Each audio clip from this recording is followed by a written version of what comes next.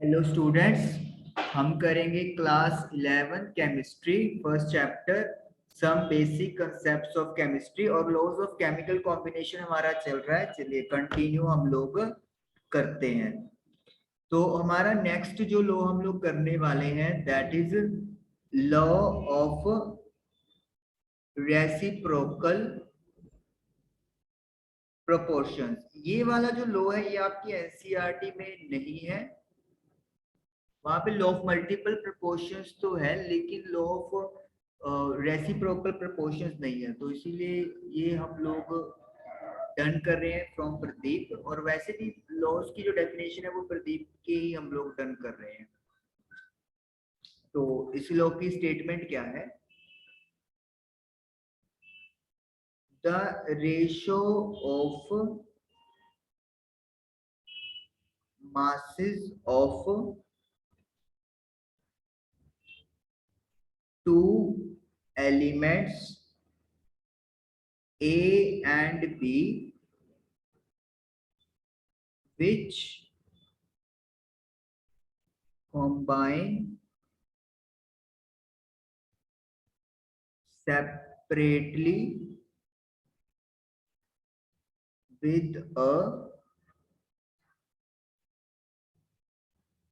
fixed mass of third element, say X, is either the same or some simple multiple of the ratio of the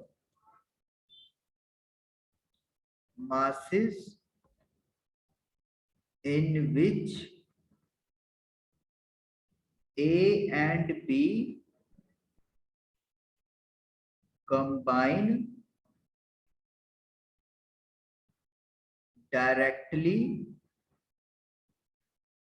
with each other। अब इसमें मतलब क्या है इस लो का, पहले हम लोग इसकी बात करेंगे। देखिए क्या है लो, कहते हैं कि ratio of masses of two elements A and B which combine separately with a fixed mass of third element X. आपके पास ए और बी दो एलिमेंट हैं, ए भी एक्स के साथ कंबाइन होकर कोई कंपाउंड बना रहा है और बी भी एक्स के साथ मिलके कोई कंपाउंड बना रहा है, लेकिन एक्स का जो मास है वो दोनों केसेस में हमने सेम रखना है। तो ए और बी का जो मास इस तरीके से कैलकुलेट होगा, आइदर द सेम, तो या तो ए और बी का मास सेम रहेगा, रेशो सेम रहेगी, और some simple multiple of the ratio of masses, या फिर इनके मासेस का जो रेशियो है वो कोई सिंपल मल्टीपल होगा इन विच, जब A and B combine directly with each other, जब ए और बी आपस में डायरेक्टली कंबाइन होके कोई कंपाउंड बनाएंगे। समझना थोड़ा डिफिकल्ट है लेकिन एग्जाम्पल के साथ समझेंगे तो हमें बहुत इजीली समझ आएगा। एग्जाम्पल जैसे हमारे पास है तीन एलिमेंट, कार्बन, ऑक्सीजन और हाइड्रोजन। कार्बन ने हाइड्रोजन के साथ रिएक्ट करके बनाया है मीथेन CH4, और ऑक्सीजन ने हाइड्रोजन के साथ रिएक्ट करके बनाया है वाटर। अब यहाँ पे देखिए, कार्बन का जो मास है वो 12 है और हाइड्रोजन का जो मास है वो 4 है। ऑक्सीजन का जो मास है वो 16 है और हाइड्रोजन का जो मास है वो 2 है।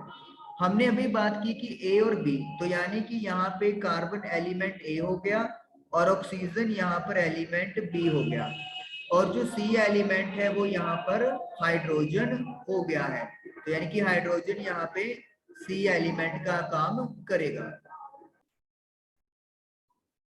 लेकिन यहाँ पे इन्होंने बोला था कि जो थर्ड एलिमेंट है उसका मास फिक्स रखना है, तो लेकिन यहाँ पे हम लोग देख रहे हैं कि हाइड्रोजन का मास 4 है और इधर 2 है, तो हम लोग क्या करेंगे, इस वाले को हम लोग 2 से मल्टीप्लाई कर देंगे, तो ऑक्सीजन हो जाएगा आपका 32 और हाइड्रोजन हो जाएगा 4। तो ये फिक्स्ड मास हो गया है हमारे पास हाइड्रोजन का।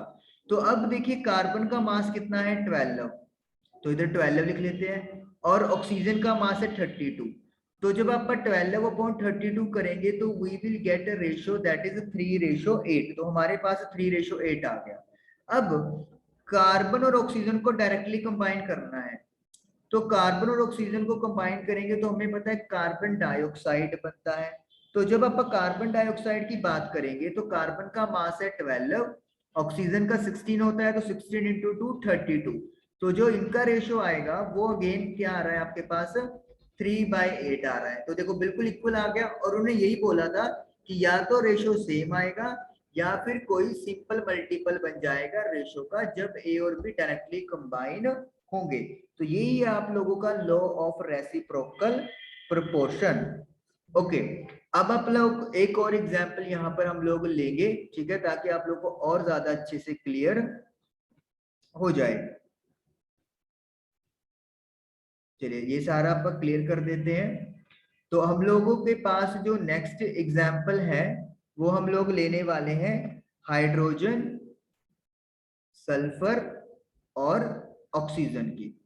हाइड्रोजन को हम लोग एलिमेंट ए लेट कर लेते हैं और सल्फर को एलिमेंट बी लेट कर लेते हैं, और जो एलिमेंट एक्स है वो दोनों के लिए हम लोग ऑक्सीजन यानी कि ओ लेट कर लेते हैं। चलिए, जब हाइड्रोजन ऑक्सीजन के साथ रिएक्ट करेगा तो ये बनाएगा वाटर H2O, और जब सल्फर रिएक्ट कर रहा है तो हम लोग लेंगे सल्फर डाइऑक्साइड। यहाँ पर हाइड्रोजन का मास 2 है और ऑक्सीजन का मास 16 है। सल्फर का मास यहाँ पर 16 है, नहीं सॉरी 32, सल्फर का मास 32 होता है और ऑक्सीजन का मास 16 है, लेकिन क्योंकि दो एटम्स है तो 32 हो जाएगा। लेकिन हमने ऑक्सीजन का मास तो फिक्स रखना है, सेम रखना है, तो हम लोग क्या करेंगे यहाँ पे ऊपर 2 से मल्टीप्लाई कर देंगे, तो हाइड्रोजन का मास 4 बन गया और ऑक्सीजन का मास 32 बन गया। अब ये देखो सेम मास हो गया। अब हाइड्रोजन और सल्फर का जो मास है उसका रेशो क्या आया है, हाइड्रोजन का आता है जी 4 और सल्फर का आया है 32, तो यानी कि ये बन गया मेरा 1:8।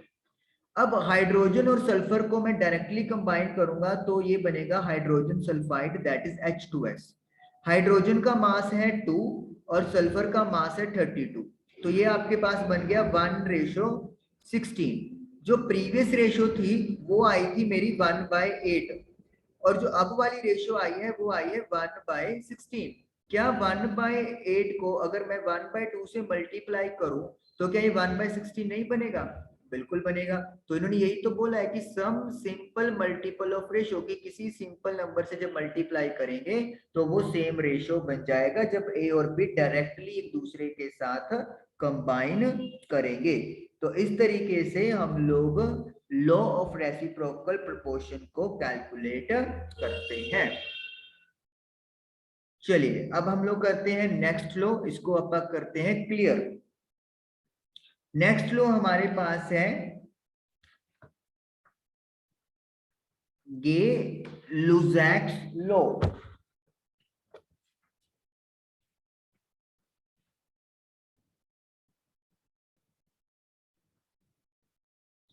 Of gaseous volumes. देखिए ये लॉ क्या है, व्हेन गैसेस कंबाइन और produced in a chemical reaction, they do so in a simple ratio by volume, provided all gases are at same temperature and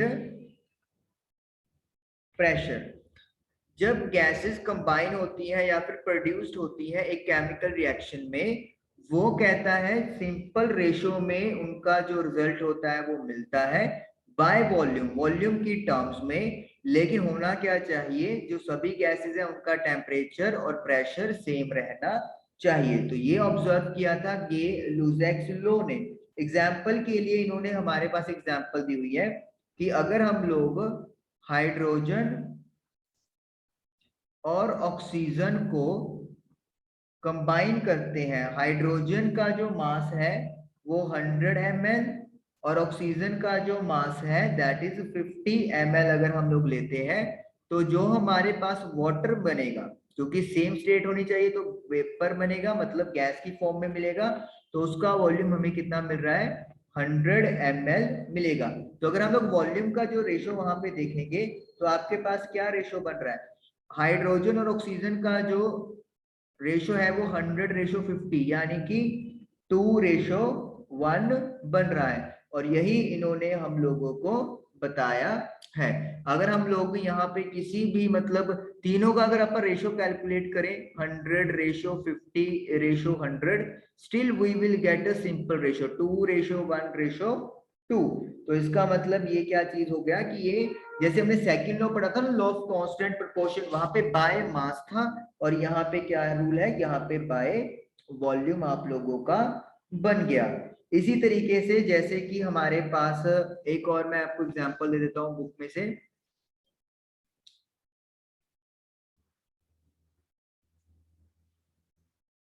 हमारे पास एग्जांपल है नाइट्रोजन प्लस हाइड्रोजन अमोनिया। ये ammonia बनता है इन दोनों से। Nitrogen का जो वॉल्यूम है वो 1, हाइड्रोजन का जो वॉल्यूम है दैट इज 3, और जो अमोनिया का वॉल्यूम है दैट इज 2। तो 1:3:2। तो बिल्कुल सिंपल जो रेशो है वो रिएक्टेंट और वॉल्यूम के प्रोडक्ट के वॉल्यूम्स के बीच में बनता है। तो इसीलिए ये गे-लुजैक लॉ ऑफ गैसेस वॉल्यूम्स आ गया है कि जब एक गैसेस रिएक्ट करती हैं तो फिर क्या होता है, जो मतलब जो कंबाइन करेंगी या प्रोड्यूस होंगी उनका वॉल्यूम का ratio same, similar sorry simple ratio रहेगा। तो this is your Gay-Lussac's law of gaseous volumes. Next हमारे पास लास्ट लॉ है एवोगैड्रो लॉ। एवोगैड्रो लॉ इनके अकॉर्डिंगली क्या है, equal volume of gases at the same temperature and pressure contain equal number of molecules। कहते हैं आपके पास मान लो गैसेस है XYZ है, तीनों का वॉल्यूम सेम है। मैं क्वांटिटी ले लेता हूं, लेट मी से 1 लीटर, 1 लीटर तो नहीं, मीटर क्यूब ले लेते हैं अपन, 1 metre cube, 1 metre cube, 1 metre cube. इन तीनों का टेम्परेचर सेम होना चाहिए, लेट मी से 23 केल्विन, ऐसे ही अपन ले रहे हैं अपनी तरफ से मतलब। और सेम प्रेशर, लेट मी से 4 पास्कल, 4 पास्कल, 4 पास्कल। तो कहते हैं XYZ के जो मॉलिक्यूल्स होंगे वो भी आपस में क्या होंगे, इक्वल होंगे। अगर X के 10 मॉलिक्यूल्स हैं तो Y के भी 10 होंगे और Z के भी 10 होंगे। ये तीनों कंडीशन होनी चाहिए, volume, temperature and pressure should be the same.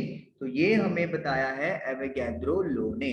तो इस तरीके से लॉज ऑफ केमिकल कॉम्बिनेशन आप लोगों के कवर होते हैं। Thank you for watching the video.